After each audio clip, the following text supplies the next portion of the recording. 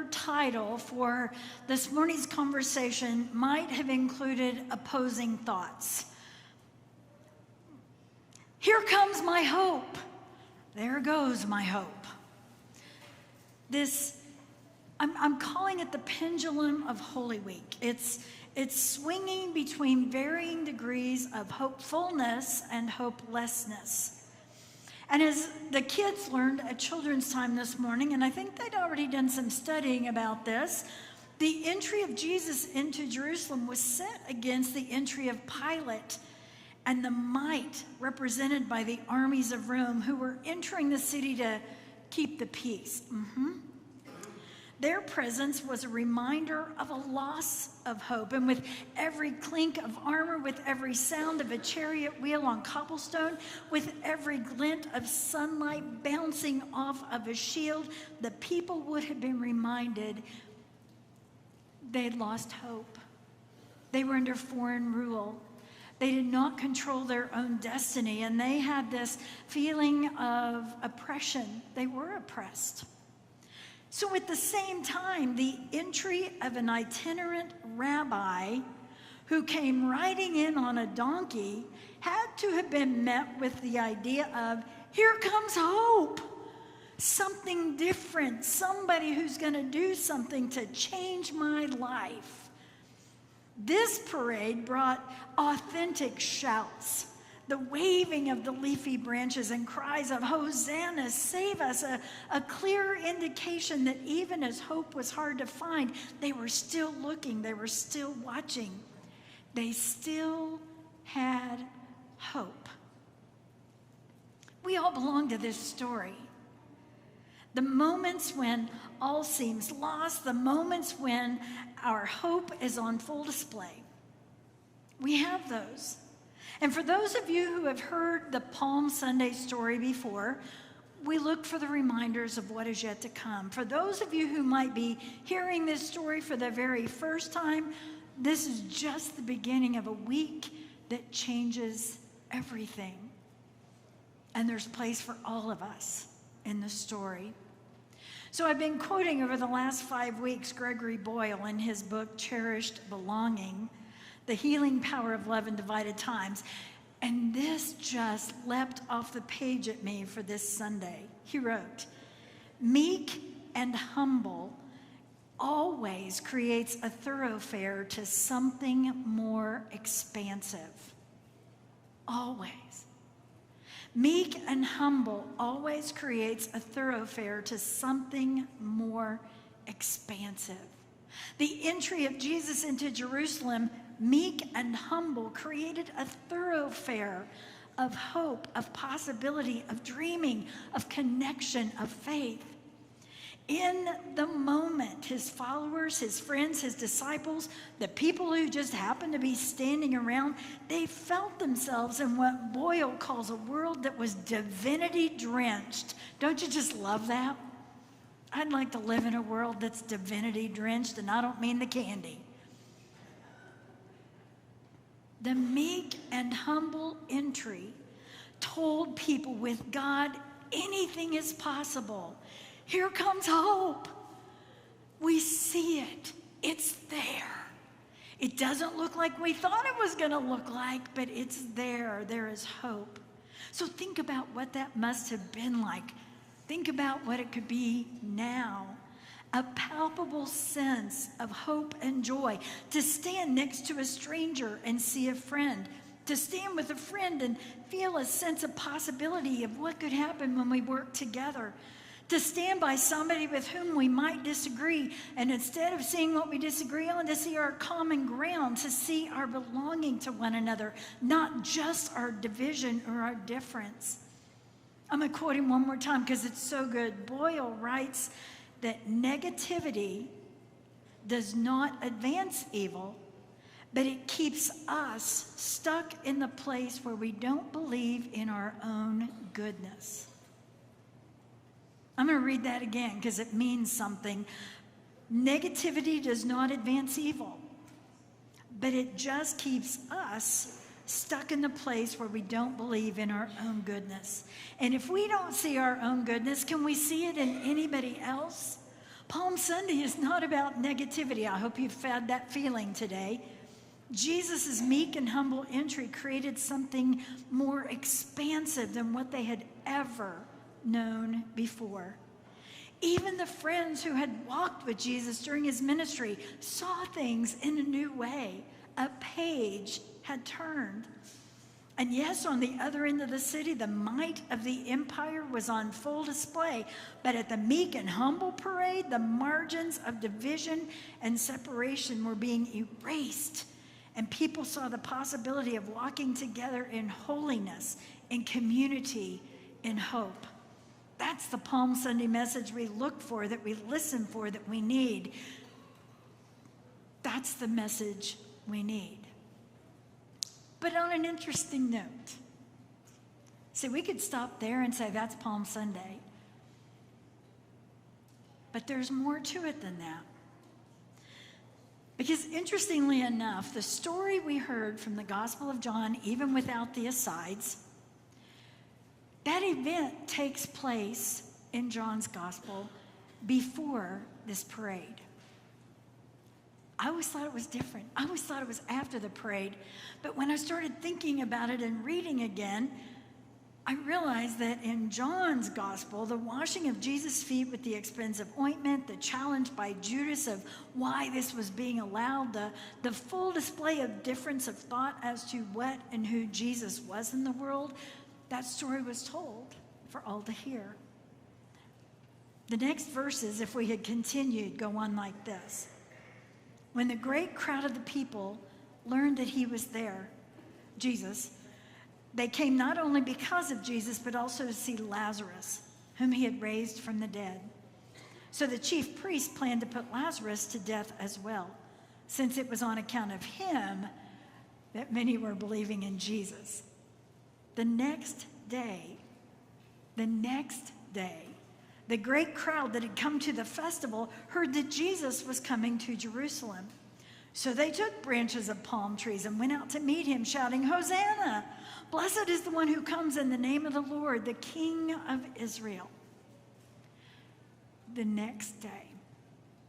So that story from the Gospel of John reminds us of what happened, of what can happen when one of the disciples, any of the disciples, then or now, one of the inner circle, what would happen when they became disillusioned with the rabbi they'd been following and must have felt in his soul, there goes my hope. Those disciples who had been walking with Jesus thought that they had found the next new thing. They really thought that they had it going on. And here is this story where one of them says, "This isn't going the way I thought it was going to go." And the seeds of what would eventually become betrayal found fertile ground. So what happens to any of us when "here comes my hope" turns to, well, there went that hope, and how quickly it can happen? You see, when we live in an attitude of "here comes my hope," we live in a place where revelation is close, not closed. We keep attentive hearts that are open to make ways for belonging, not exclusion. We wave leafy branches of mercy and justice and mission. We keep hearts that are vigilant to the needs of the world around us, and we live with the words of Arundhati Roy that another world is not only possible, she's on her way. On a quiet day, we can hear her breathing. That's the Palm Sunday, "here comes my hope" attitude. But because we live with 20/20 hindsight, we know the story includes the feeling of, well, there goes my hope. When Judas and maybe others were unable to see the hope of what was happening around them because Jesus didn't quite live up to what they were expecting. They forgot that they were supposed to be living with acatamiento, affectionate awe for all God's children. And I'm going to speculate just a little bit that they allowed themselves to live in a place of negativity, getting stuck in the feeling of, well, this can't be it. This can't be what this is supposed to be. The meek and humble thoroughfare was too expansive. It let too many of those people get near.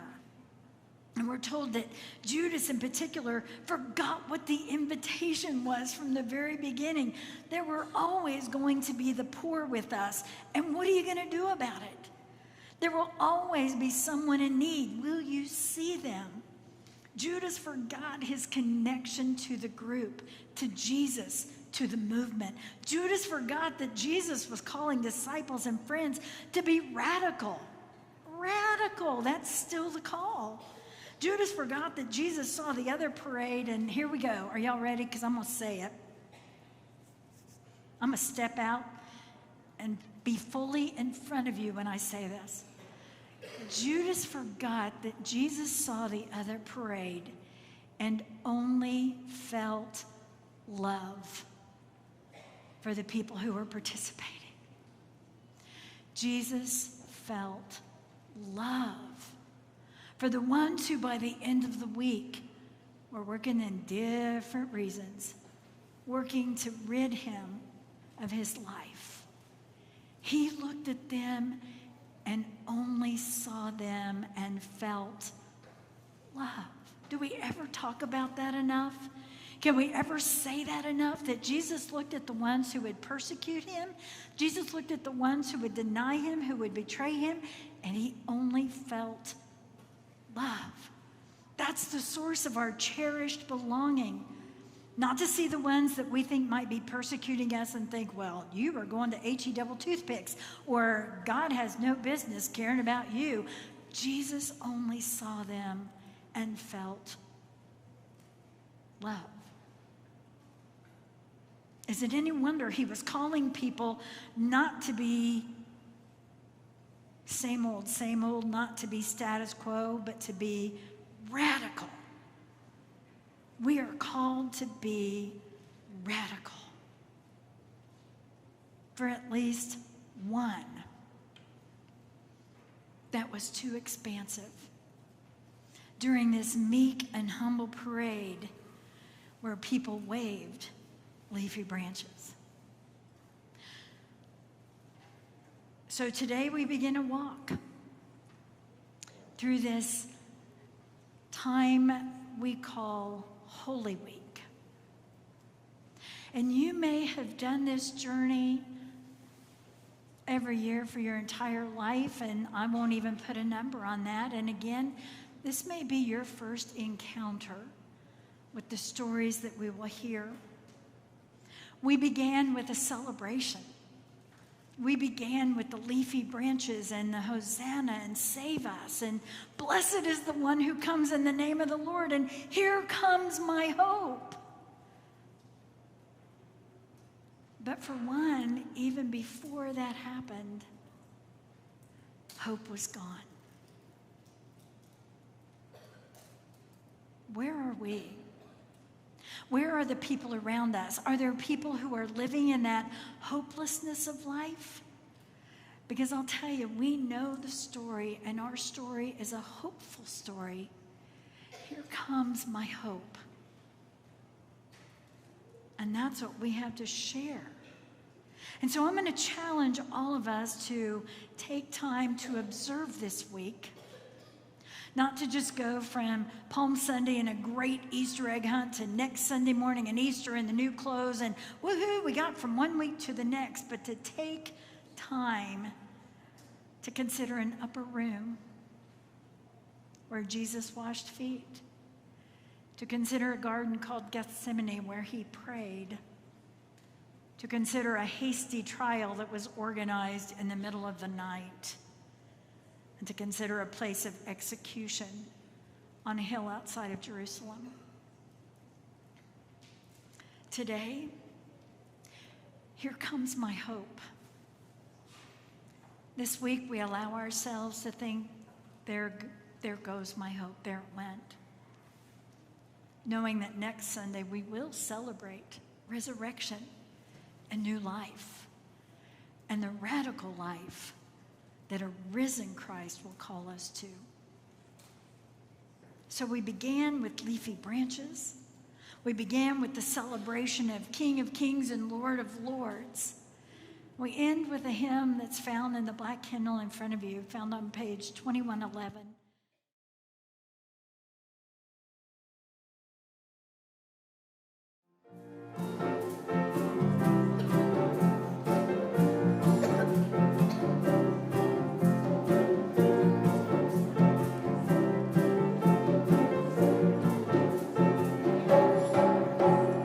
Jesus rode into Jerusalem. Hosanna, Hosanna. All the people sang their praise to him. Hosanna, Hosanna. Came to town upon a donkey's back. Hosanna,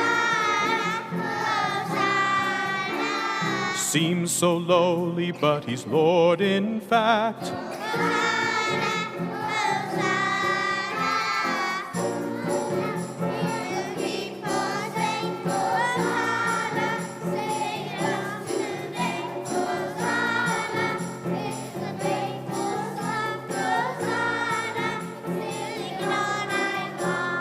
Everybody brought their hopes and dreams. Life just isn't always what it seems. Need somebody who can help us be liberated from captivity.